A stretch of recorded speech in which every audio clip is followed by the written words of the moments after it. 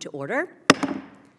Today's hearing is entitled Following the Money, How Human Traffickers Exploit U.S. Financial Markets.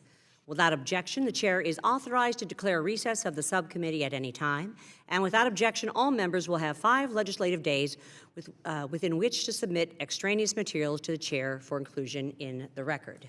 Without objection, members of the full committee who are not members of the subcommittee may participate in today's hearing for the purpose of making an opening statement and questioning the witnesses.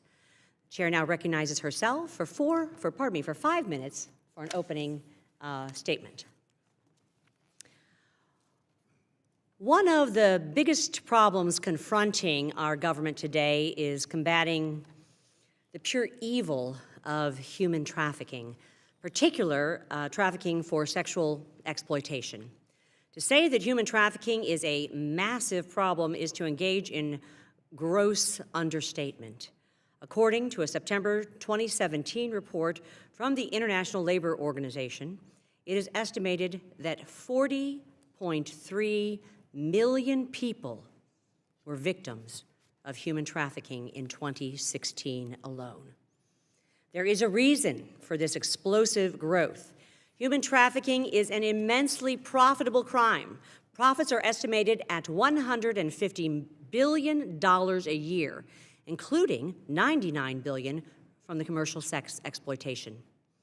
Moreover, compared to other popular crimes like drug trafficking, human trafficking requires very little investment, thus making it a minimal risk and a high reward endeavor.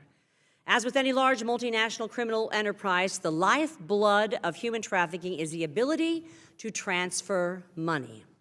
If the traffickers are unable to move their ill-gotten proceeds or to purchase ads to traffic victims on sites such as Backpage or the Erotic Review, their schemes fail.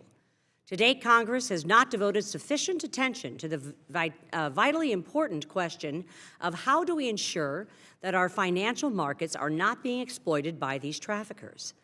That changes with this hearing today, which is the opening step of the committee's bipartisan investigation into this important issue. From the testimony you will hear today, our witnesses will make it clear it is time for the U.S. government and Congress to get serious about combating human traffickers' exploitation of our financial system. It is important to note that what this hearing is not about. This hearing is not about prescribing solutions. It is about gathering information to allow all the relevant stakeholders to work together to ensure that this country has a comprehensive plan in place to prevent the exploitation of our financial systems. I am particularly excited to hear the testimony of our distinguished panel of witnesses as they touch on new financial products that may be outside the reach of regulations or even regulators' traditional surveillance tools. For example, we will hear that while money has historically been transmitted using remittance services and funnel accounts, the use of prepaid cards and cryptocurrencies creates an unforeseen challenge for financial regulators. It is not just Congress who needs to learn more about these issues. While law enforcement agencies are on the front lines doing excellent work in this area, it is a massive undertaking. In enforcement and briefings with committee staff, law enforcement has candidly admitted that they need to gather more information about these new trends, and in some cases have indicated they may lack existing authority to do so. It is vital that we learn more about these areas to craft solutions to address human trafficking exploitation of our financial systems that are not only effective, but are also appropriately tailored. On a personal note, many of my colleagues here know that I have worked tirelessly to put an end to online sex trafficking. My bill, the Allow States and Victims to Fight Online Sex Trafficking Act, would clarify that websites like Backpage that advertise sex trafficking can be held accountable under federal and state law. And although Backpage gets the majority of the headlines, you will hear today about many, many other sites that appear to follow the same business model. I look forward to hearing all of your testimony this afternoon, and I also look forward to working with my friends on the other side of the aisle to thoroughly investigate this bipartisan issue. With that, I yield back the balance of my time. I'd now like to recognize the gentleman from Texas, Mr. Green, the ranking member, for 5 minutes. Thank you, Madam Chair. I thank the witnesses for appearing, and I'm grateful to this effort that we are endeavoring to take up. It is bipartisan, and it is an opportunity for us to demonstrate that when it comes to the sins associated with sex trafficking, that there is very little daylight in between us, that we plan to work together for the betterment of people who are victims. I'd like to indicate that sex trafficking is a very polite term. It's a term that does not embrace all of what happens. It's a term that is used in polite society. But what it really means is kidnapping, the literal taking of children from their parents, taking them across state lines, across international boundaries. It's a term that would, in some circles, be called sexual assault, rape, and that can too often lead to the taking of life. Many victims of sex trafficking end up with their lives being lost. This hearing is absolutely timely in the sense that Dr. King reminds us that the time is always ripe, R-I-P-E, to do that which is right. So we're doing that which is right today. And in so doing, I think that we should let the persons who are victims know that they are not alone, that we have not only the Congress of the United States very much interested in what's going on, but also I'd like to just mention that in my city, the city of Houston, the mayor has a letter that I will ask we receive into the record by unanimous consent. And our mayor is focusing on raising awareness, focusing on coordinating services to engage in direct outreach, focusing on becoming a national model. Also, we have PG, Project Girls, and this is an institution, an organization, if you will, that is made up of survivors who are actually helping others to survive. Another letter for the record. Another letter would include the Children at Risk. This is a program that started in 2014, and they have the effort on to combat sex trafficking by focusing on the demand for commercial sex. And finally, I would mention The Landing, another entity that will focus on not only eliminating but preventing sex trafficking. Without objection. Thank you, Madam Chair. This sex trafficking is metamorphosing in the sense that the means, the methodology by which compensation is being received is changing. It is changing from what we might consider a traditional means of making payment, credit cards or cash. Credit cards in the sense that you can buy the prepaid cards, more appropriately stated. And it's moving from these means that we have some degree of knowledge as to how we can manage and trace to the cyber area, into what one company is known to have the label Bitcoin. We are looking at the cryptocurrency. And this is much harder to trace, much harder to understand how the movements are taking place. People have the ability in cryptocurrency of transferring money from one to the next without the trail that we are customarily looking for. So we have to change our strategy. We have to metamorphose along with those who are performing these dastardly deeds. It's important for us as we do this to make sure that we include those persons who have been made victims. It's important to hear from people who can give us firsthand information and a firsthand understanding of how all of this transpires. I appreciate all of the professionals who are here, and I look forward to hearing from all of you, especially one person today who is going to be able to share information based upon experience. Not an experience that's pleasant, not an experience that we celebrate, but an experience that can be beneficial to those of us who desire to legislate in an effective way so as to not only reduce sex trafficking, but to eliminate it. It ought to be wiped off the face of the earth, and I pledge to work with the chairwoman and all others of goodwill to see that it's done. I yield back. The gentleman yields back, and I thank the ranking member for his opening statement. I'd now like to recognize the gentlelady from New York, Ms. Tenney, for 1 minute for an opening statement. Thank you, Chairwoman Wagner. Human trafficking is a modern-day form of slavery that affects millions of people around the world each year. The victims of human trafficking are forced to engage in commercial sex or labor by traffickers who hold them often through threats of violence and other hostile means.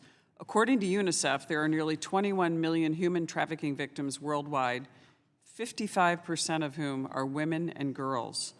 It is tragic to know that this atrocious crime against humanity is actually happening here in the U.S. As a multi-billion-dollar industry, traffickers will employ extreme measures to exploit the most vulnerable in our societies for profit. It is important that we study the new trends and the methodologies used by human traffickers in the financial system so that we can develop effective methods to combat this terrible scourge on humanity. As a member of the New York State Assembly, I championed a number of issues to provide protections for victims of human trafficking. I was an original co-sponsor of the Trafficking Victims Protection and Justice Act, a bipartisan measure that was put in place while I was a member of the State Assembly. I'm also glad to sponsor and proud to sponsor a number of other human trafficking initiatives that are currently introduced or will be introduced in the House. And I just want to thank the chairwoman for having this very important hearing on something that many Americans don't realize is happening right here. And I want to thank the panel for being here today for this very important hearing on a really important topic. I just want to say thanks for your expertise and for enlightening us on this issue, this very important issue that many Americans don't realize is happening right here. Thanks so much, and I yield back. Gentlelady yields back, and indeed, modern-day sex slavery is hiding in plain sight. I now am also pleased to recognize the gentlelady from New York once again, Ms. Tenney, to introduce our today's first witness. Thank you, Chairman Wagner. It is my honor today to introduce New York District Attorney, the Honorable Cyrus Vance, Jr. Though District Attorney Vance has I'd like to highlight many achievements, especially like to highlight today that he has recovered nearly $12 billion over the course of settlements with 9 banks that violated U.S. sanctions and expanding the human trafficking program into the Human Trafficking Response Unit.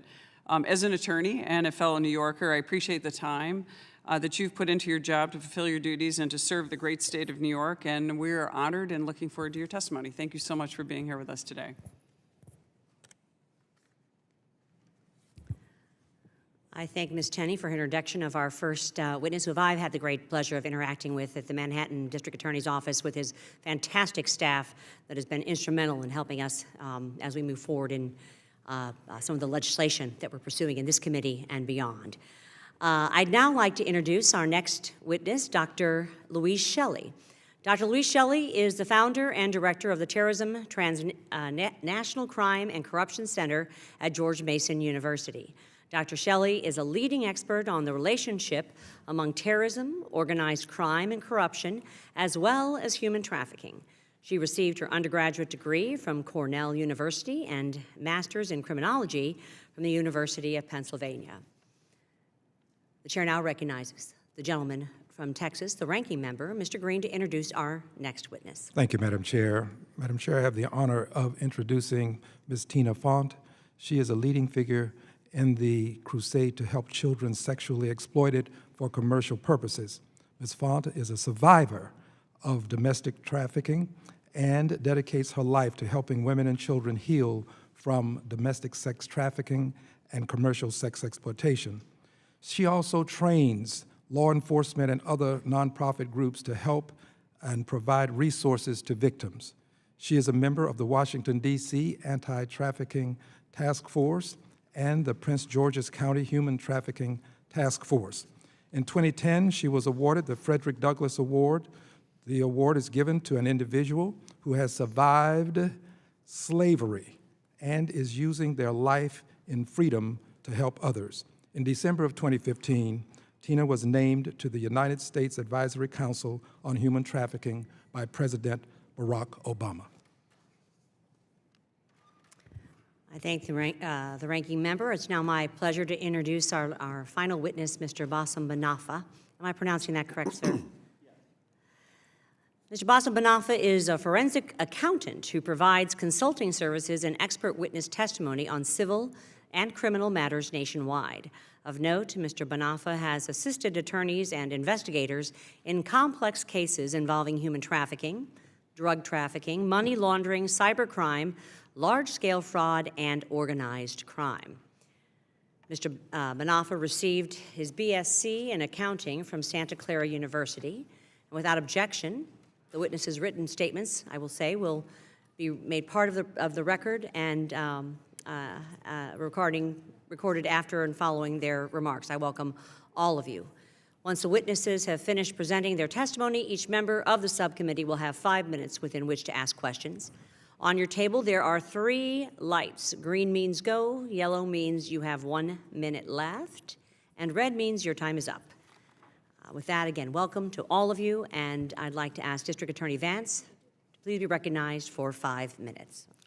Thank you, and good afternoon, Representative Wagner and Ranking Member Green. I am very honored to be asked to speak before the committee, and thank you, Representative Tenney, for your kind introduction and for the service that you provided as a state legislator and now at the federal level. I'm joined today by my colleague and friend Carolina Holderness, who runs our sex trafficking unit at the Manhattan DA's office. My written testimony details steps that our office is taking to address the increasingly complex world of human trafficking, as well as the roadblocks that we face in our investigations. Some of the key challenges we face are those that have already been mentioned in the opening statements, and they relate to obtaining financial data in an increasingly intricate global economy. Now, we are working closely with banks and financial institutions and money service providers to identify trafficking victims and activity, and these partnerships have had tremendous impact on our work. For example, we've seen traffickers use social media to recruit young teenagers from rural areas all over the country. And to bring these children to Manhattan, the traffickers wire money to purchase bus tickets. Money remittance services such as Western Union have worked with us to place alerts on sex traffickers so that we can trace where the money is being sent and intercept it before a child is victimized. Companies like Western Union, PayPal, and Venmo have been hugely helpful to our investigative efforts. However, traffickers are now turning to alternative methods of payment that were alluded to earlier that allow them to remain anonymous, such as prepaid gift cards and cryptocurrencies. Individuals are using these prepaid gift cards to register trafficking websites, obtain cryptocurrency, and even purchase sex. In one case from my office, someone used a Visa Vanilla gift card to anonymously register an escort website on GoDaddy. We're also seeing cryptocurrencies being used by traffickers to purchase advertisements and by sex buyers to purchase premium memberships on review board websites. This trend is driven by the fact that mainstream credit card companies are refusing to do business with sites such as Backpage. Before the rise of cryptocurrencies, many of these sites have been relegated to using other money processors that charge steep fees. Now, some members of the cryptocurrency community are specifically catering to traffickers who post advertisements on Backpage and other sites. Paxful, which is a peer-to-peer marketplace where users can exchange gift cards for Bitcoin, explicitly publishes YouTube videos laying out step-by-step instructions for turning these cards into cryptocurrencies to pay for Backpage ads. I understand that the recent explosion in the use of cryptocurrencies is a complicated issue. I really understand that, and it's a complicated problem that you're going to sort through. But I hope that your efforts will continue to be forceful, and we look forward as law enforcement to collaborating with you in your examination of potential legislative and regulatory solutions. Now, obtaining financial data of financial transactions can be challenging also because of our country's lax incorporation laws, which make it easy for traffickers and other criminals to hide behind anonymous shell companies. In many of our investigations, we find evidence of illicit activity, but we don't know who is behind the activity because the criminal is using layers of shell companies to hide his or her identity.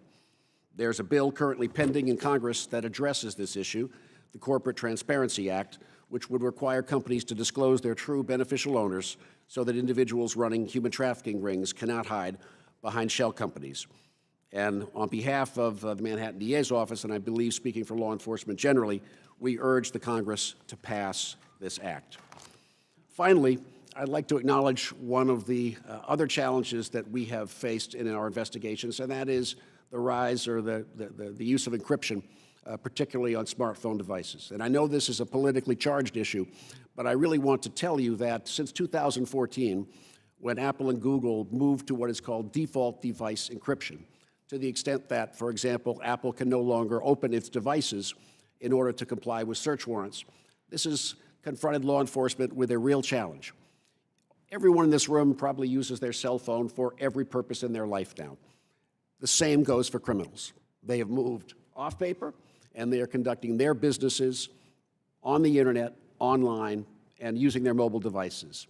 The inability on behalf of law enforcement to access the content of those machines is affecting our ability to bring cases in sex trafficking and a whole range of other crimes.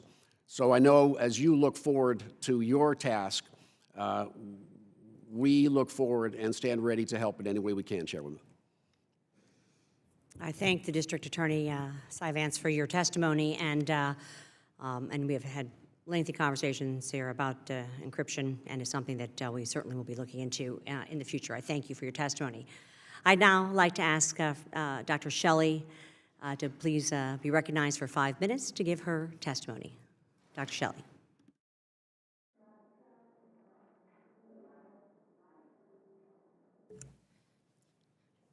Thank you, Madam Chairman, Ranking Member Green, and members of the subcommittee for this opportunity to testify. Dr. Shelley, could you move the mic a little closer, please? It is a great honor, and I think you've taken on an absolutely core means to address human trafficking, because human trafficking leaves important financial traces that we are not using well enough in our pursuit of this egregious crime. Like the other speakers, I've identified the movement of human trafficking online into less visible locales, but I think it's also important to note that human trafficking is increasingly converging with the opioid epidemic, and victims are being trapped by opioids, and people who are using opioids are becoming victims of human trafficking. And therefore, as we develop measures to help locate human trafficking, we may also be making enormous impact on the opioid epidemic. So one of the things that I've found in my research that follows from what was going on several years ago is that we're not doing enough of what I would call creative data mining of the financial records of banking institutions.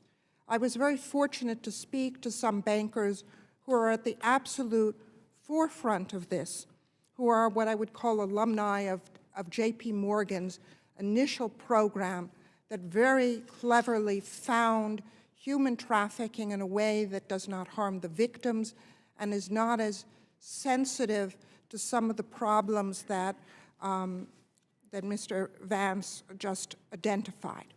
What this requires is a proactive way of mining the financial data of banking institutions. That is, combining investigative techniques, patterns of human trafficking that are constantly changing but can be learned from law enforcement, and translating them into algorithms that can be then used to mine data. When this is best done, one can be changing your success in finding human trafficking from a 15% rate if you're just reporting suspicious financial transactions through SARS to as high as an 85% rate if you're using and combining the best data analytics and the patterns gained from social science. Key to this are public-private partnerships, which are already existing, and they need expansion, just as was laid out by the first witness who explained the absolute need for this. But at the moment, we have too much pressure being placed on the banking community to do reactive ways of finding human trafficking through traces of what might be a suspicious transaction, as opposed to the more creative methods of going through huge bodies of data and actually finding the needle in the haystack. This is being done now by some of the most creative bankers during the Super Bowl, and I can't say too much publicly, but it is very, very promising in looking for these traces when the ads for human trafficking increase, as I put in my testimony, 4 to 5 times at the time that you have a Super Bowl. Nowhere in the banking community did I find the use of text-based analysis, which is a very, very profitable tool to analyze large amounts of data. And if this were combined with the type of numerical data analysis that's now being used by some of the most proactive banks, we could be making many more headway in this area. We need to be as flexible and innovative in using new techniques of data analysis as the human traffickers are using in going online to address this issue. Therefore, I think that we need to be focusing on, as this legislation 2219 talks about, of the best practices in the field. This includes data analysis, beneficial ownership related to real estate, as I talk about in a prominent case from North Carolina, from Congressman Pittenger's district, and also ways of implementing and encouraging exchanges of best practices. There is much that can be done, and there are many sophisticated people with technological expertise that can help us. And therefore, I think we need to be restructuring how we praise and reward the banking community for being innovative and not tying them down to measures that are not the most effective in addressing the problem. Thank you. Thank you, Dr. Shelley, for your testimony. It's now my pleasure to recognize Ms. Front, who is here on behalf of our victims community and is the founder of Courtney's House. It's been wonderful to collaborate with you over time. You are recognized, Ms. Front, for 5 minutes for your opening statement. Thank you. Madam Chairman, Ranking Member Green, thank you so much for that wonderful introduction. And members of Subcommittee, thank you for the opportunity to testify before the Subcommittee on Oversight and Investigations. My name is Tina Frunt, and I am Executive Director and founder of Courtney's House. Courtney's House is based in Washington, D.C., and provides direct services to both males and females of sex trafficking between the ages of 11 to 21. Our current caseload is more like 13 to 19 years old. I currently sit on the White House Advisory Council on Human Trafficking and serve as co-chair of the Rule of Law Committee, which is responsible for developing a uniform set of investigative protocols for all federal law enforcement agencies. I have extensive experience providing expert witness testimony in federal and local trials on human trafficking. And since Courtney's House inception, we have helped over 1,000 survivors exit their trafficking situation. I've previously spoken at many hearings in respect of sex trafficking. I'm also a survivor of child sex trafficking, so my perspective today is going to be a lot different. Sex trafficking is something that I not only experienced firsthand for over 20 years, but also in my daily work as a service provider for sex trafficked youth. The population I serve can speak directly about what goes on today on the financial side of sex trafficking and the long effects of not just emotional and physical trauma, but a long financial insecurity. I really kind of want to focus on that I have a very young population, and I say that because of having a very young population. Trafficking trends change all the time, and you have to be updated on the changes all the time on the ground. My testimony will not only touch on what happened to me, but the importance of increasing the effectiveness of the financial industry. Passage of H.R. 2219 to increase the role of the financial industry in combating human trafficking will provide an important step in the right direction, but we have to make sure that we cover everything. When I was 13 and a half, I met a man that was 15 years older than me. During my trafficking situation, I survived manipulation, torture, and mental abuse. But due to time, I will focus my remarks today on the long-standing financial insecurity and financial abuse I experienced firsthand in my trafficking experience. Most of my population, once again, is under the age of 19, and were sold on Instagram, Facebook, Snapchat, and tagged, especially our boys who are sold on tag.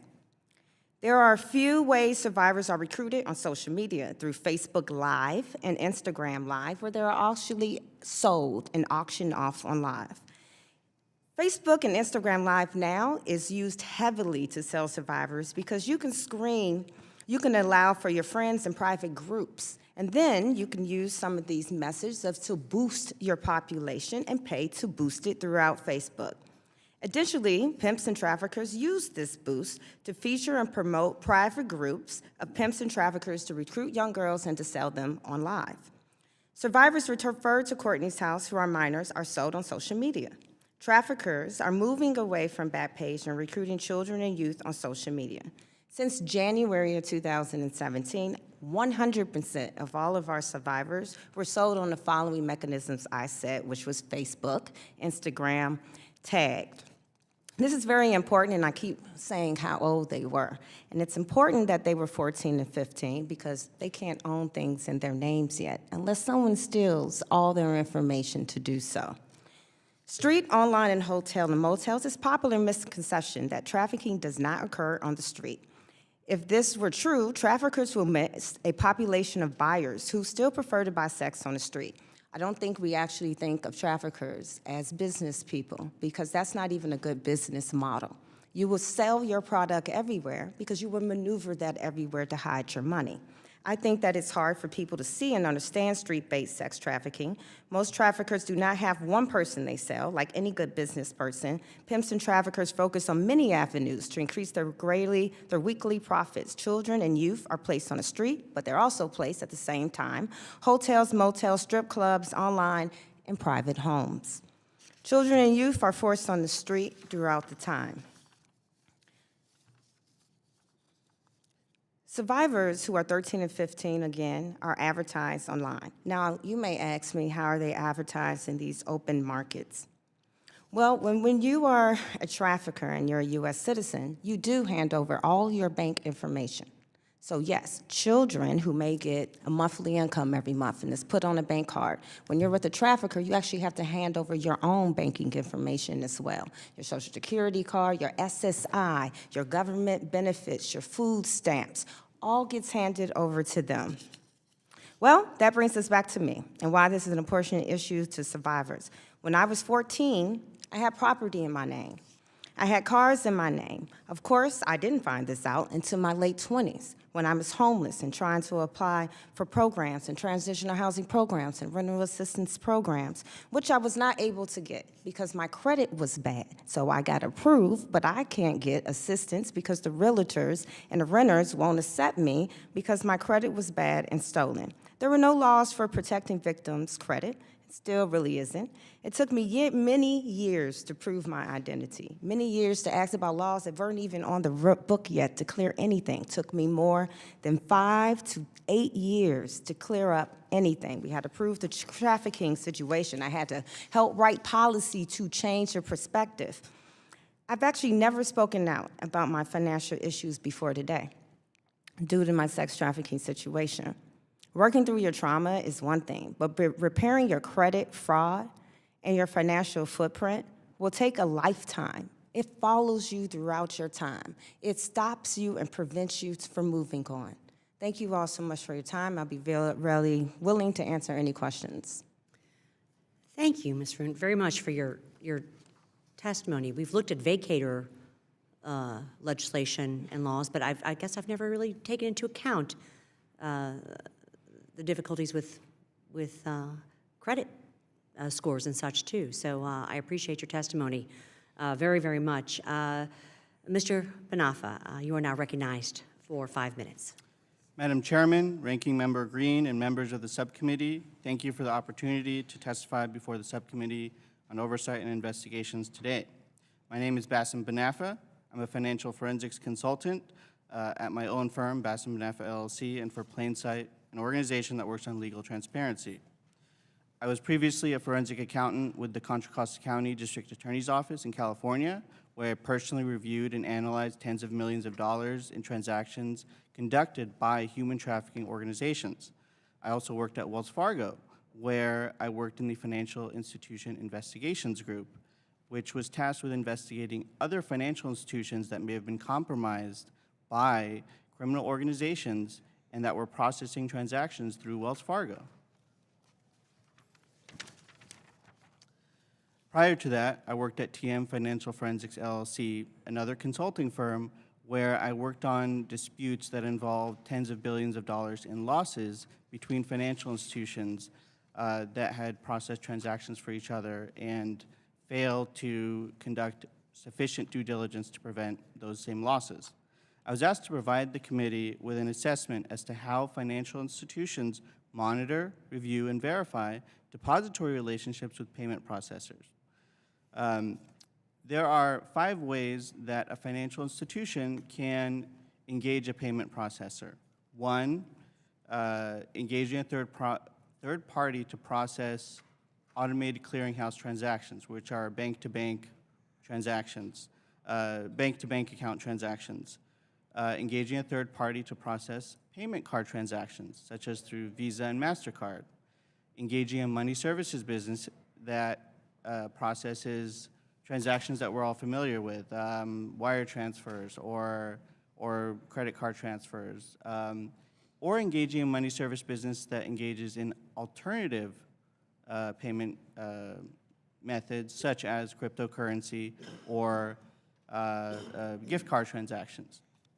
The 5th way is engaging another financial institution that may itself process those transactions for payment processors. To support my analysis of financial institutions overseeing these payment processors, I looked at 4 websites and the payment methods, 4 websites associated with the commercial sex trade, and the payment methods currently available to users wishing to engage those websites. One in particular that I will go over is the erotic review, which allows users to provide extensive, detailed reviews of their participation in commercial sex.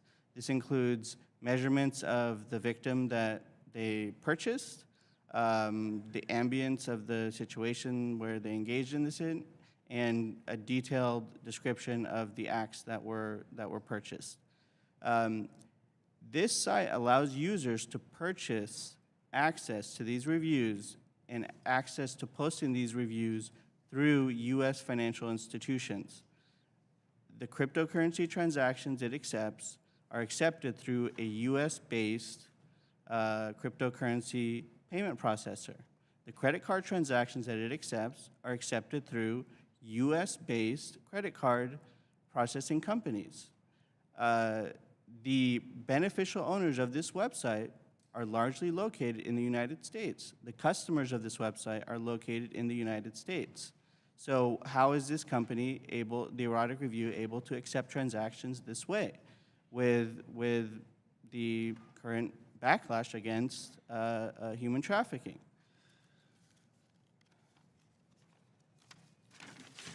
In my written testimony, I went over the various methods that a financial institution may use to review the activity at a payment processor and why these may not have succeeded in preventing the erotic review from accessing U.S. financial markets. In particular, there is a problem with the way that we engage financial institutions and ask them to prevent money laundering.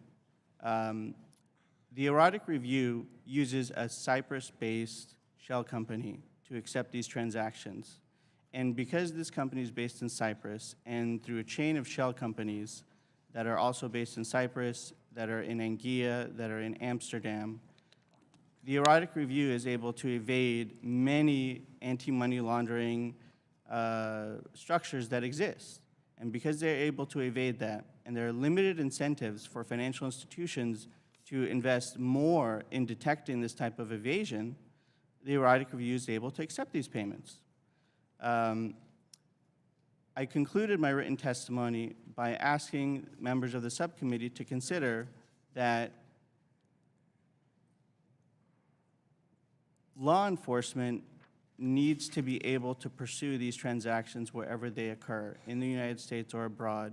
And the way to do it is to understand how these financial institutions work.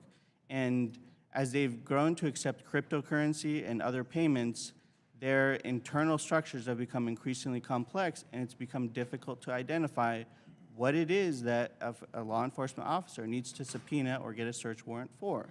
And that's where I believe we need to enhance our knowledge and ability, is pursuing that information within financial institutions. Thank you. Thank you, Mr. Banafa, very much for your testimony.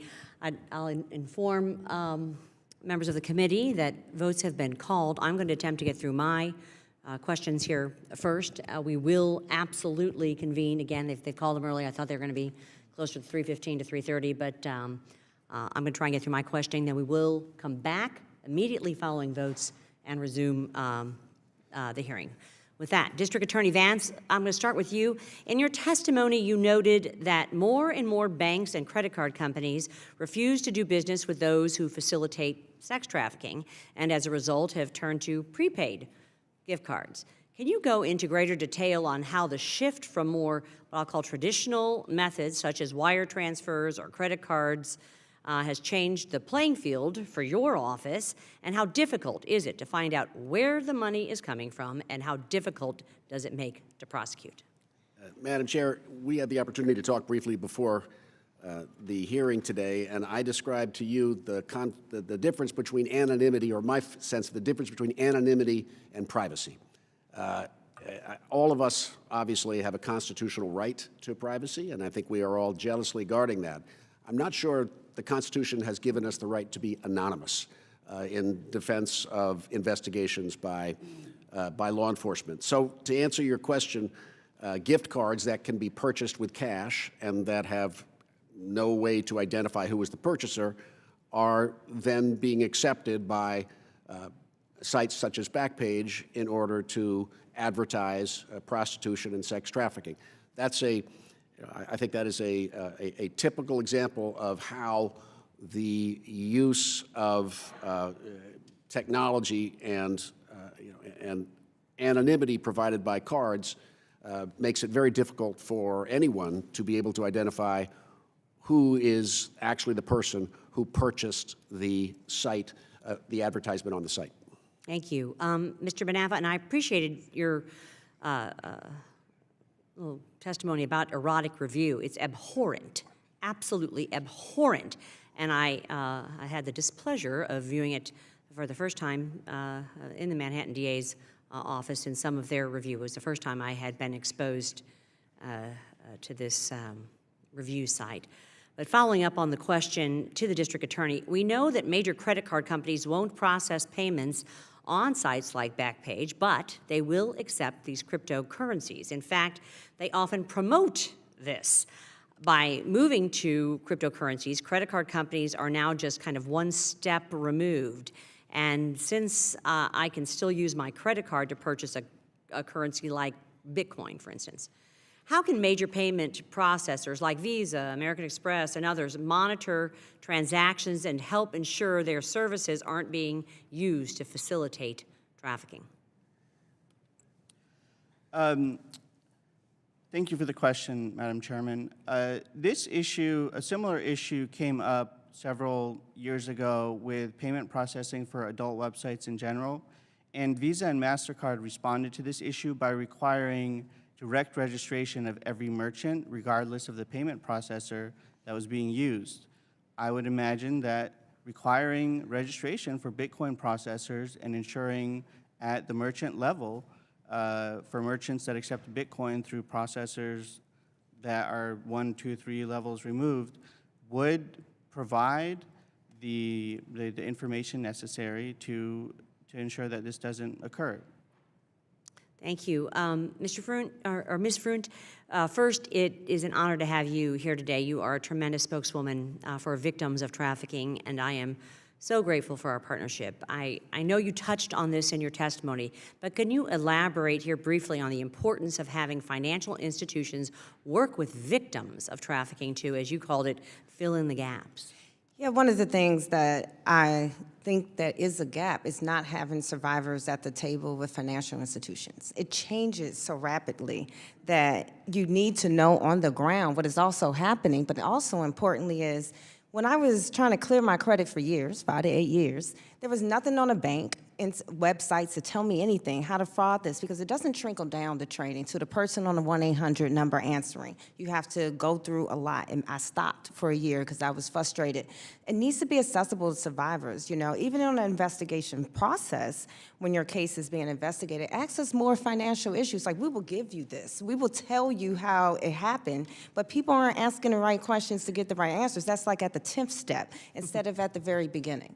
Thank you very much. Dr. Shelley, same question for you. What does your research say about the importance of working with victims to stay ahead of the criminal enterprises that are always kind of changing their behaviors, as we're hearing, and adapting? What best practices have you identified, ma'am? I think that it's important not only to have the victims, but unfortunately within trafficking organizations, they're bookkeepers and financial participants, and they also need to be interviewed, because they can help you find the traces and the patterns that you're looking for. For example, 8 years ago, one of the key ways of finding human trafficking was charging to nail salons. That's not a key element of how you find human trafficking today. There are many more elements that are being used in terms of payment systems that trafficking victims use for their transport, to be not too specific. But by sitting down with people who are constantly in the process of running a business or being exploited, they know how these patterns work. And that's what you need, because all these patterns leave traces in financial data. And they can help construct the algorithms that then find the human trafficking organizations without putting the victims in jeopardy. Thank you, Dr. Shelley. Sadly, we're going to have to hang on here, and I ask your indulgence while we run to vote. We've got 2 votes, folks. We'll reconvene right afterward. The Subcommittee on Oversight and Investigation now stands in recess.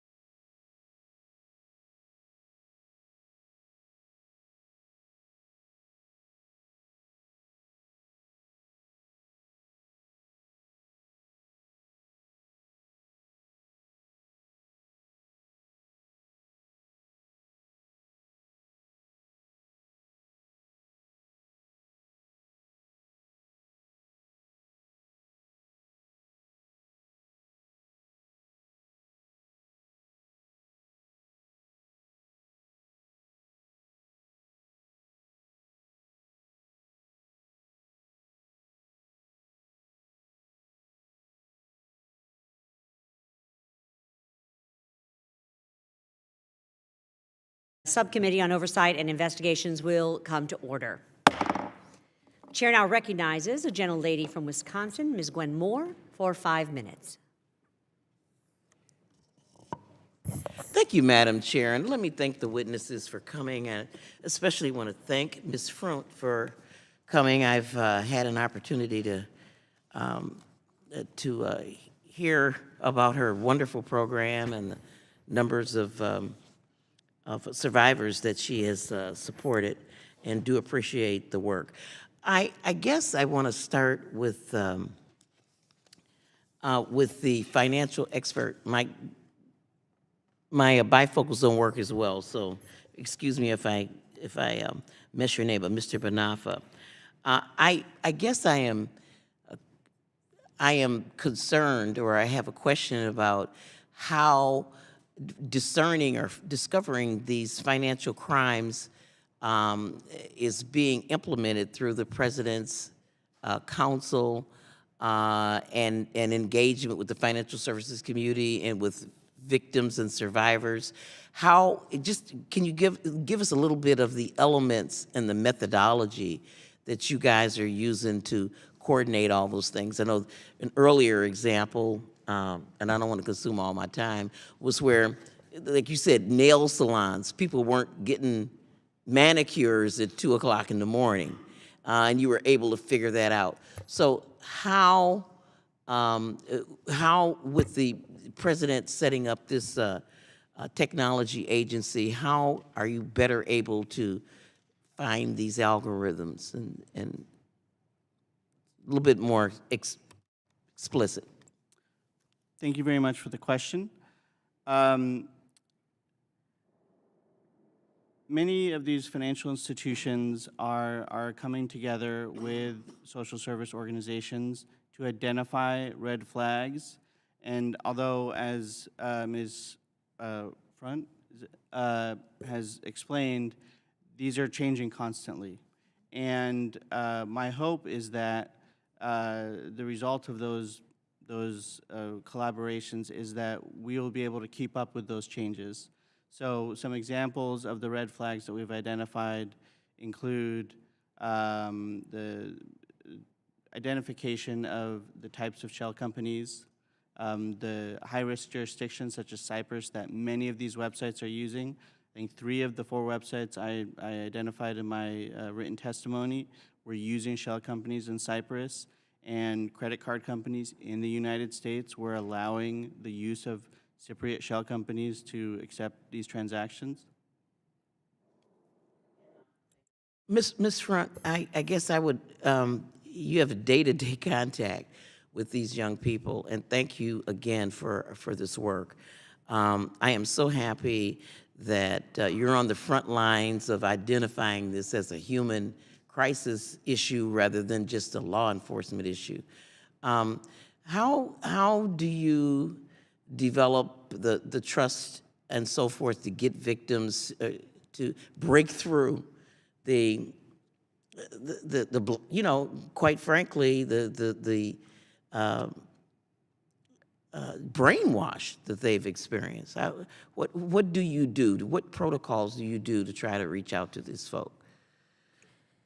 Thank you very much for that question. So I'm going to kind of walk you through a day-to-day to get a better understanding of Courtney's house. I did something that was very difficult in the very beginning. I grew up in Chicago, Illinois, and I grew up in foster care. And I grew up in an environment where I didn't trust police at all. Right. And actually almost didn't take a job in the very beginning with Polaris Project because they asked me to help start the Human Trafficking Task Force. I'm saying that because I only saw a negative way. So one of the things I realized in time is that I had to partner with the police, U.S. attorneys, and also have them come to our fun events, have them be able to come to our drop-in center and be a part of it, have them dress down. They love that, I promise you. And we serve food every day. And so we come, and they're not allowed to ask them questions, and they can ask them questions. And that's when they get ready, right? And so first, we're just a very honest organization where they see us, and we know what's happening on the ground. So it's not like I'm this little old lady, because I think I am sometimes. And it's not like that. It's actually where kids are, and these are kids kids. So these are 13 and 14-year-olds. I think that people don't understand that if you're serving youth, you need to be a youth-led organization, meaning that we're on social media for our kids. We have Snapchats. We actually FaceTime our drop-in center and have other survivors tell them about the program who are their age. And that's really important because that's how we do it. And then we have them come in. And so although I work with the missing and absconded unit inside of foster care, our kids help find other missing kids. And when the police come and we have friends, they're friends with them, they actually get to tell them, they're like, oh, can I tell them? Oh, can you call Detective so-and-so and ask them to come? Like, that never happens. Right, And right. so we're creating a community, and that's why they open up, because we're creating a positive community.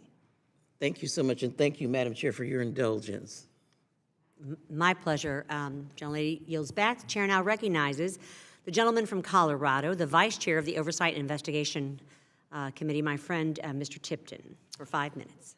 Thank you, Chairman, and I appreciate you holding this very important hearing. Something impacting every state in my own home state of Colorado. 2016, more than 1,000 cases of human trafficking were reported with our two major interstates that are running through our state, and the cartel activity, unfortunately, that we're starting to see as well. We're seeing this impact a lot of our communities and obviously devastating an awful lot of lives.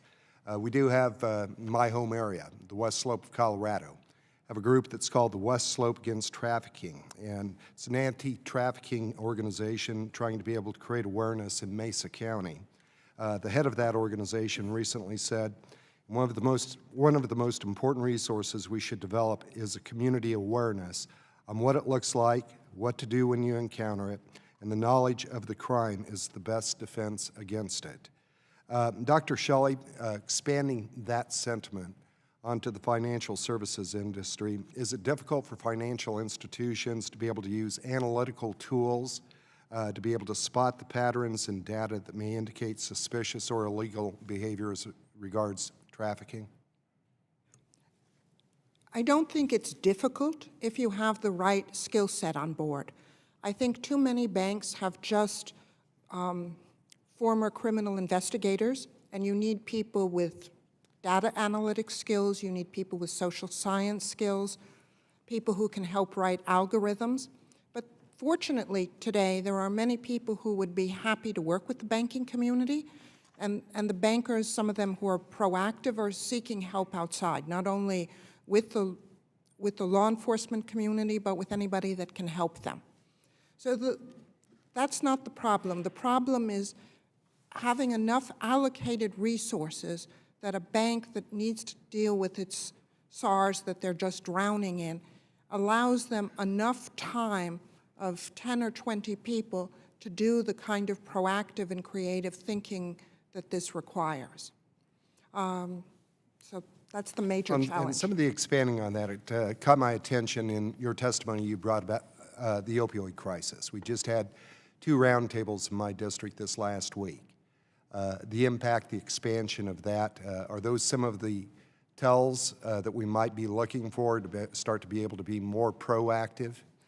Absolutely. In fact, while you were on recess, I was doing some wonderful networking here with people who are looking at just this issue of the intersection of opioids and human trafficking. And there are cases that are being formed, there's evidence, and it's something that we tend to stovepipe, of look at opioids or we look at human trafficking.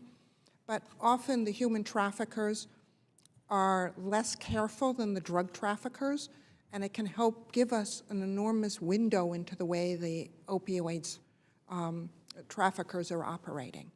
I appreciate that, and I think that you speak to something very important, as has Ms. Front, in terms of trying to be able to be proactive as opposed to being reactive.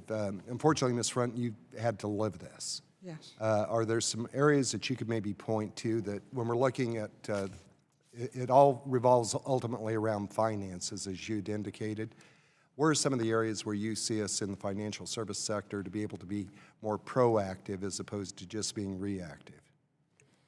Well, once again, with the training to financial institutions, having survivors on the board and helping them with the training. But there was a gap, I think, that we're missing that we see a lot that isn't online, and one of them is pop-up shops, right? We love that concept of pop-up shops, but what we're seeing online is that these tattoo shops and barber shops are doing pop-up shops with stripping and young girls there and selling them online on Instagram and Facebook. So there's a whole development, right, where other business owners are actually cutting through that, where I'm saying, I'm coming to you and I'm saying, here, if you pay me $500, I get a cut of $3,000 off of that. I'll let you rent my space off of a building that I own. So we really have to do our reach to financial institutions on community levels so they can be aware of this and what's happening. And they're advertising this online of where the locations are throughout the different cities. So that connecting is important. Great, I'm about out of time, but I'd like to ask the district attorney, is that something that you were looking at in terms of prosecution as well? Yes, sir. We actually, I think public-private collaboration in this area is particularly important, and we work not only with the Thomson Reuters, we worked with the Thomson Reuters Foundation, which itself brought a group of large banks together in a working group so that we could provide to them the typologies of crime that we're seeing, so that the banks would understand what records they might have that might be relevant to building and proving cases. So we know here how the crime is being committed. Once the banks understand what records are involved and what to look for, they have the data. And I think because of the work of committees like this, and it's so important, when people understand the scope of the problem and actually understand it's out there, because we don't have a huge awareness of this issue in the United States, once businesses understand the scope of the problem, they want to jump on. I mean, they're good corporate citizens, and they think this is among the worst things that can be happening in America is to tolerate sex trafficking or human trafficking. Thank you, sir, and I apologize for asking a question with 8 seconds to go. No. Thanks for your indulgence. It's quite all right. We'll make sure that everybody can be heard. Gentleman's time has expired. The chair now recognizes the gentlelady from Ohio, my good friend and a true leader and champion in the area of human trafficking, and specifically partnering with me on online sex trafficking issues. Gentlelady from Ohio, Ms. Joyce Beatty, for 5 minutes. Thank you to Madam Chairwoman and also to our ranking member. First, let me say to the panel, thank you. You have been more than our traditional panel because you have lived the issue. You are in the field of investment and knowledge and research in it. So I want to applaud you for being here and being so personal and detailed. And certainly to our chair and my good friend and colleague, thank you for your leadership. So often you, as panelists or as guests or America, you don't hear us talking about positive relationships and what we do together on both sides of the aisle. Well, I can tell you when it comes to whether it's online, human trafficking, whether it is educating our court system, educating our police department, telling people if you see something, say something, I can tell you Congresswoman Ann Wagner is at the top of the list of being the biggest advocate, and she chose not to do it alone. So she reached over as a Republican and with me being a Democrat, we have been in this fight and we will continue to be in that fight together. So I wanted to take that moment of personal privilege to say that.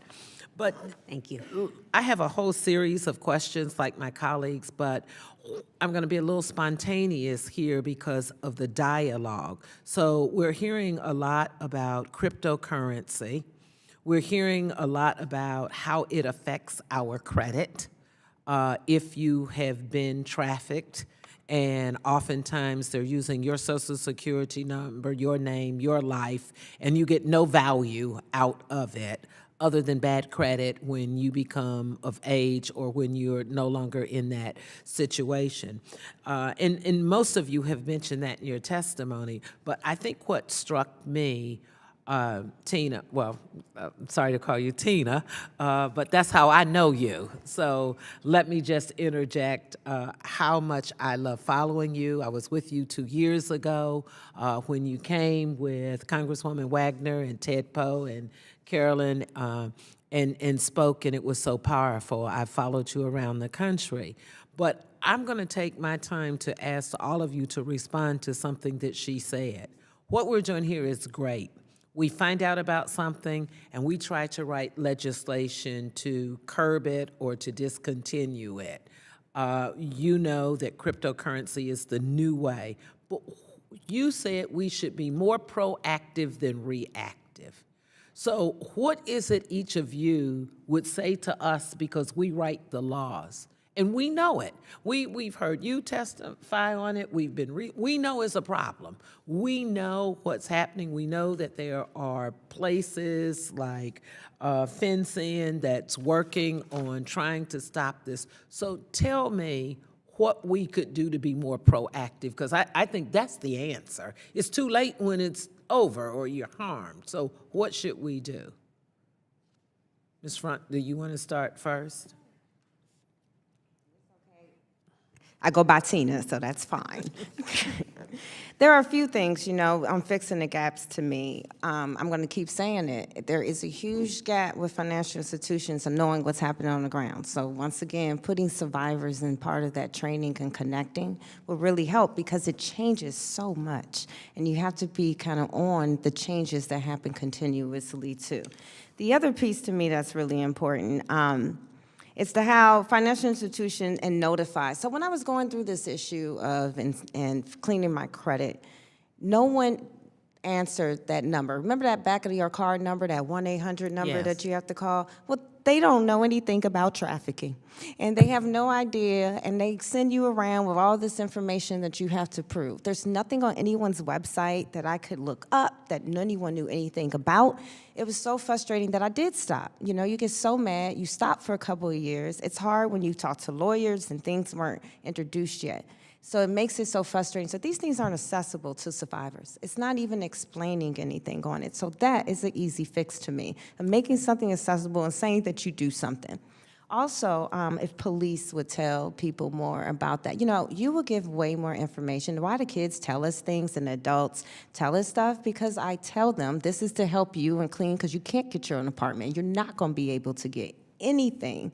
So what? Victim assistance gave you money. Your landlord won't rent to you. If you phrase it in ways on how it will affect them, we will give you all the information in the world. We'll give it. Just phrase it and start asking us more questions about it. And then also explaining, like Cash Apps, Google Wallet, like Google needs to be trained, right? These Cash Apps that we use, Square, Reader, all of these people need to be trained and understand, because those are the mechanisms that they're using. Okay. I'm going to allow a little indulgence here. Would anybody else like to respond? Thank you. Dr. Shelley? I think the question that you're asking about what to do with cryptocurrency is very much related to the bill that you referred to, that you've been teaming up with Representative Wagner, which is the idea that we need to be regulating our new innovations in the technological space much more. They've had a free pass while we're regulating utilities, we're regulating banks, but in the online space, these groups are going, like Bitcoin, like other cryptocurrencies, without regulation. And unfortunately, as we've been discussing over and over again, the criminals who are committing all this exploitation are extremely innovative and adaptive. And so without any measures to try and control these new payment systems, they're at the forefront of it. And therefore, I think you need to think about cryptocurrencies the way you're thinking about your other piece of legislation on how we deal with online marketplaces. Thank you. District Attorney Vance, do you have anything to add?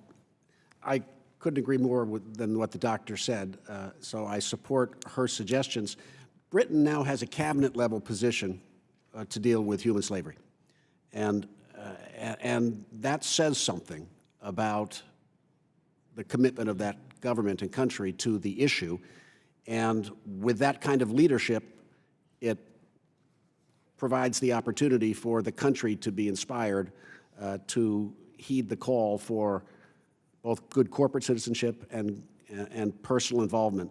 I'm not saying that we should have a cabinet member on that, but what I am saying is that given the scope of the problem, as the chairwoman has indicated, and the international scope of it, I think America should be viewed as stepping up to take a leadership role in the international fight, and that could take many forms, but we should be at the front of the line on this, as this committee has been, and that will have impact. Thank you. Mr. Benafa? Yes, I think that is an excellent question, and I think it's important to understand that cryptocurrency is worthless without actual currency. And the relationships between these cryptocurrency processors and financial institutions is an area that we need more understanding of and, if necessary, regulation. BitPay, one of the largest cryptocurrency processors in the United States, has said publicly that they have relationships with multiple financial institutions, including institutions in the U.S., but that those institutions did not wish to be disclosed publicly. And I think that's very telling regarding the role of cryptocurrency and their financial institutions in the United States. Thank you. Gentlelady's time has expired, and I appreciate the committee's indulgence in letting the witnesses expound on the very important question. It is now my pleasure for the chair to recognize the gentleman from Georgia, Mr. Loudermilk, for 5 minutes. Thank you, Madam Chair, and I really appreciate the hearing here and all of our witnesses. Very difficult subject from not only the emotional aspect and the stories we hear, but the heavy lift that we have to do to deal with this horrendous crime.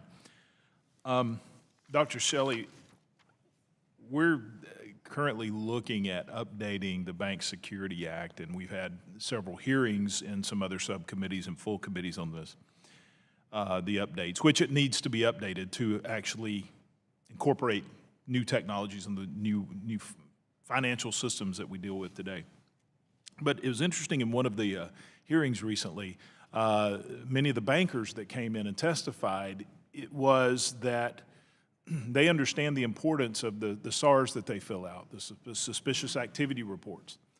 But some of the criticism is there often suspicious activity that doesn't just fit right within the scope of the law that they would want to be able to report. And the other part, which I found intriguing, was quite often they never get feedback from law enforcement on the reports that they submit that would help them to actually identify more trends of what is actually, what is the activities that are that are being done for nefarious causes versus like when I had a business, every month, because I had a payroll processor, I transferred $10,000, $20,000 a couple of times a month, wired it out. Of course, that would generate a SAR, but that was nothing suspicious. So do you have any thoughts on that as we look at updating the BSA? Absolutely. And you're getting to the heart of the problem, is that from a banking point of view, there's rarely that one piece of information that you were part in a SARS that reveals human trafficking. Just as in the report that I did for the World Economic Forum, which summarized the data mining that JP Morgan was successfully doing and finding cases, it was about 8 elements that were needed to locate a human trafficking organization or a suspected human trafficking organization. It may not be so many elements now, but it's not 1 or 2 things. And therefore, the way the SARS is designed doesn't get at the problem, and government regulators are drowning in SARS. Right. And so we need to use the greatest advances that we're having now in looking at the enormous data that we're collecting. We need social science, we need victims, we need people who have insights into how this operates and then transfer this. It's not something that bankers can do themselves. And that's the wonderful thing of the shared wisdom on this panel, is really going to help you get to this, the complexity and the diverse elements you need to move into a new way of thinking about analyzing and finding risks in banking. Thank you. And another issue that we've discussed now in 2 Financial Services Subcommittee hearings today, we're going to be discussing more often, is this aspect of cryptocurrency. Now, with the strength of the cryptocurrency becomes the weakness for us for things like this, and it's the anonymity of it, which actually makes it a prime solution for cybersecurity risks that we have. And many businesses are looking at this blockchain technology because it is superior in decentralizing, but it does create a problem in the law enforcement realm. And I think you're going to see more use of prepaid credit cards. The more that we have cyber breaches, government is probably the biggest culprit of cyber breaches out there today. I personally know more and more people, when they get a paycheck, they buy prepaid credit cards to do all their transactions with. They're not doing anything illegal or nefarious, but because the fear of their money being at risk through cybercrime. So I think it's not the cryptocurrency itself, it's the blockchain technology that I think is going to be a reality we have to deal with. So I think we are going to have to not try to regulate it through legacy standards, but come up with new regulations. Mr. Vance, with this, what are the tools that law enforcement are using now, specifically with cryptocurrency? I know we were able to take down Silk Road. Don't know if we actually were able to get the perpetrators, but we were able to take the site down with Silk Road. What are the tools that we can use today going after the cryptocurrency users?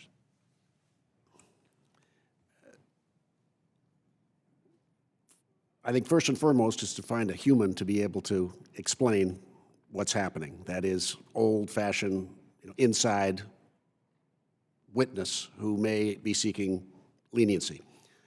So some of our old techniques are just as important as they always were in terms of understanding how money is moving and then how we can interrupt that. But clearly, generally speaking, Representative, we've become much more sophisticated in our ability to use technology to identify, to start to paint the picture just by dots filling in. So I think our technology is much stronger in terms of identifying where the issues are and what investigative leads we could follow. But at the end of the day, separating intel from prosecution, I do think cases are going to be made where people are going to actually have to get up there and testify, and it's going to still be the most important evidence we have, I believe. Thank you.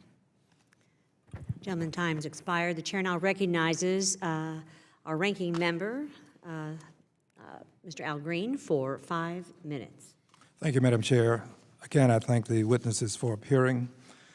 And I would like to deal with something that may appear to be a bit mundane, but I think it's absolutely necessary to confront. It's indicated in the intelligence that's been accorded me that in 2014, the Urban Institute estimated that the underground sex economy ranged from $39.9 million in one American city, we need not name the city, to $290 million in another American city. This is a lot of money. And we also know that this is a cash-intensive business, which means that there are some persons masquerading with the facade of legitimacy that are walking into banks, leaving cash-intensive businesses, and they're making deposits. We know that laundromats are cash-intensive. We know that nightclubs, businesses where you bring cash at the door and you don't get a receipt. We understand that restaurants, car washes, cash-intensive businesses. I don't know that there's a profile on the typical perpetrator, but we have to at some point expose the fact that a lot of people who are masquerading as legitimate business people are fronts for the bagging of the money and placing it into commerce.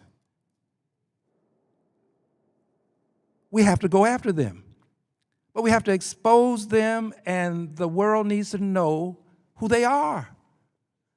Because if we don't, in a sense, we are allowing them to continue to have this veneer of legitimacy. So, Mr. District Attorney, to what extent have you been able to infiltrate these professionals in some circumstances who are masquerading as legitimate business people?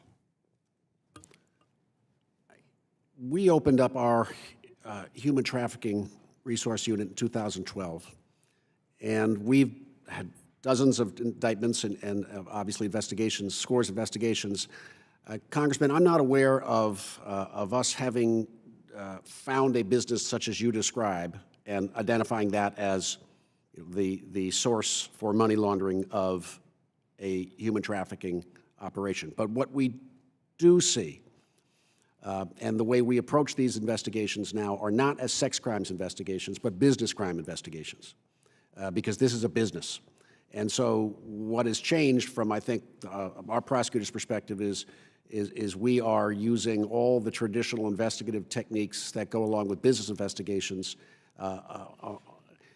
search warrants, subpoenas, identifying assets, seizing assets. This is how we get at the traffickers.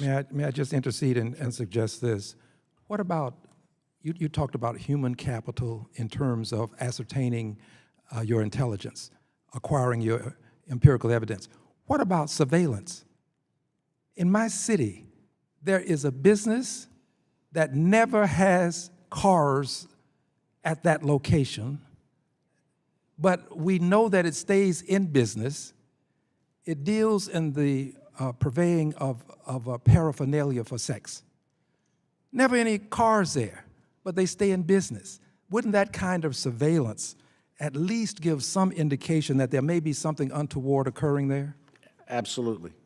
The investigations begin on tips and observations, and as you well know, they then require manpower to staff those investigations and stay the course. So you're right, absolutely. And I'm sure that law enforcement, and I'm sure that our office from time to time just misses the thing that's right in front of our eyes because we're not paying close enough attention. It happens. But I think our goal is obviously, with experience and with help from a variety of experts, to really try to minimize those misses to the smallest degree we can. Well, I assume that all of the persons associated with banking, the persons who are associated with the various departments of the constabulary, all of them are honorable people, and that they all mean well. But I do believe, as has been indicated, that the people who are engaged with the people who purvey, they have something to share with us that may be a bit more nuanced and mundane, but that can make a difference. So I do appreciate what you've said. Now, got 12 seconds over, so I'm going to ask for unanimous consent to have one more minute, Madam Chair. No, without objection. Thank you. I want to now go back to the person who's had an experience that I don't celebrate in any way, but I'm appreciative that you're amenable to sharing your thoughts with us. I'm just curious, as it relates to you, what was it that gave you the courage to step away? You mentioned a little bit of it earlier, and I don't mean to give you so little time, but I'm interested in knowing what broke the bond. Thank you for asking me that question. I need people to understand that you get tired of being sick and tired. And that really means that I didn't have services or anything like that. You get tired of repeating your same mistakes over and over and over and over, and there's no outcome. It's a scary thing to go out on your own, to do something different every day that you didn't do different before to get a different outcome. So for me, I got tired of being sick and tired. Thankfully, drugs has never been my issue, because I'm sure that if I was addicted or did any drugs in life, that would have been an issue for me. The issue for me was convincing myself I was smart, convincing myself that I can pull my negative into positive and succeed in a world that everybody else thinks, like, this is the world. Me, this was a new world for me. I haven't lived in a world where people didn't do criminal activity. Like, I didn't know how to survive in this world. And so to be honest with you, it was more that of getting sick and tired and not knowing how to fix things and trying your best to get a different outcome than what you had before. Thank you. And Madam Chair, I ask unanimous consent that you be allowed to consume as much time as you may for questioning. Thank you. Hearing no objection, I've got one other area, and I thank the ranking member for his support and for his indulgence here. One area that we haven't explored too much, I want to get a little bit of your background and information on, is dealing with these gift cards. We hear a lot about how money's loaded onto these gift cards, and they're used for payments for services on websites, review sites, whatever it may be. Ms. Froon talked about even Facebook and Snapchat and Instagram and other avenues. Mr. Banafa, I understand that there are now websites that cater to people interested in trading or even selling gift cards for cash. How do these websites ensure that payments for these gift cards are now facilitating child sex trafficking? Thank you very much for that question, Madam Chairman. To clarify, and I didn't go into this in my written testimony, there are two types of gift cards that we've discussed today: open loop gift cards and closed loop gift cards.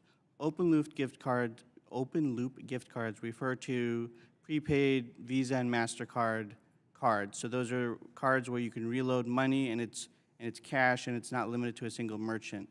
There are also gift cards that are limited to a single store, such as a Starbucks gift card.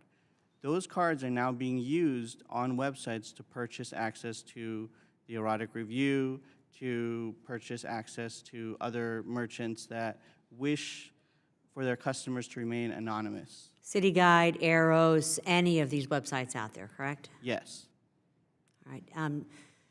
District Attorney Vance, any thoughts regarding the gift cards and how they're really facilitating child sex trafficking, also knowing that they're so easily transportable and that there are a few ways that law enforcement can perhaps track their movement? Madam Chair, I don't have anything smarter to say than the last witness. And this is where we are. We want anonymity. Now, we've got it, but there's a cost. And so ultimately then it comes back to you, the legislators, to figure out where do you draw the balance. It's just like encryption.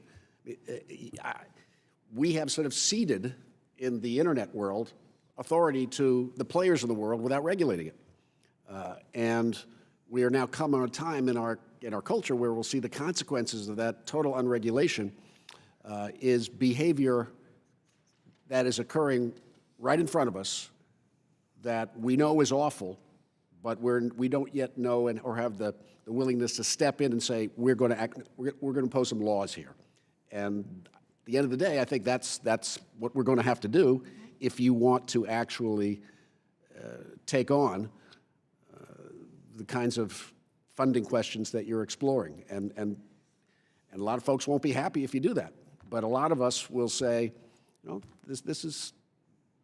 we need to strike a balance, not to have an all or nothing approach to these issues. As I think you so well stated at the beginning of your testimony, certainly we're all entitled to privacy, but not necessarily anonymity, especially as it pertains to criminal activity, especially when it pertains to the exploitation and victimization and rape of thousands, tens of thousands of women and children and young men and boys, not just across our country, but globally. It is absolutely abhorrent and is something that when I served as a United States ambassador in Western Europe, I saw and was introduced to this horrific crime coming, frankly, from Eastern Europe.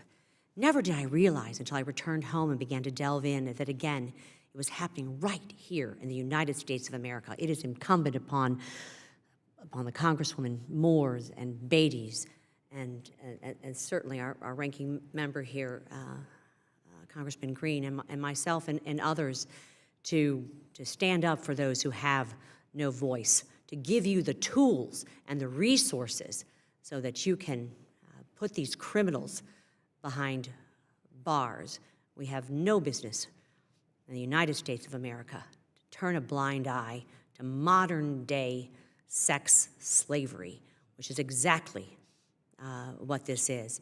It is our duty to protect our victims and give them the support and the resources and the tools to rehabilitate their lives. I appreciate all of your testimony. I appreciate some of the new areas that we're going to delve into here, especially as it comes to some of the online social media sites that we talk about the websites, but we haven't necessarily gone into all the Facebook and the Instagram, the Snapchats, and things of this nature. It is an evolving and fast-moving technological world that we're in.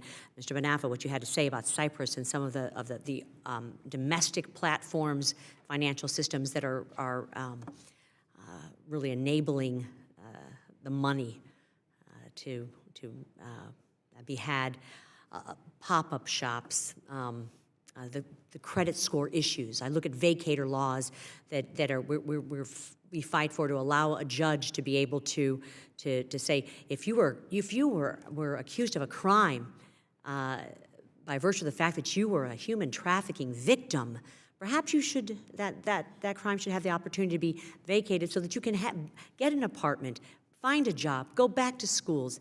But the credit score issue is something that I don't think we've looked at either. So I want to thank you all. I know that the ranking member has something he'd like to add to the record. Yes, thank you, Madam Chair. I have a letter from Ms. Christina Bain. Ms. Bain is the director of the Initiative on Human Trafficking and Modern Slavery at Babson College, and she's focused on addressing the role of business and entrepreneurship in the fight against human trafficking. With unanimous consent, I would be pleased to place this in the record. Without objection. I'd like to thank our witnesses again for their testimony today, but more importantly, for being on the front lines. We look forward to working with you as this committee and this Congress delves into these issues that are cutting edge, that are things that are evolving quickly. We want to call upon your expertise, your advice, and your support, and thank you for the work that you're doing to fight this horrific crime. And without objection, all members will have 5 legislative days within which to submit additional written questions to the chair, which will be forwarded to the witnesses. I ask our witnesses to please respond as promptly as they are able. I thank you again for your testimony here today, and most of all for what you're doing to fight the scourge of human trafficking here in the United States and frankly across the world. This hearing is now adjourned.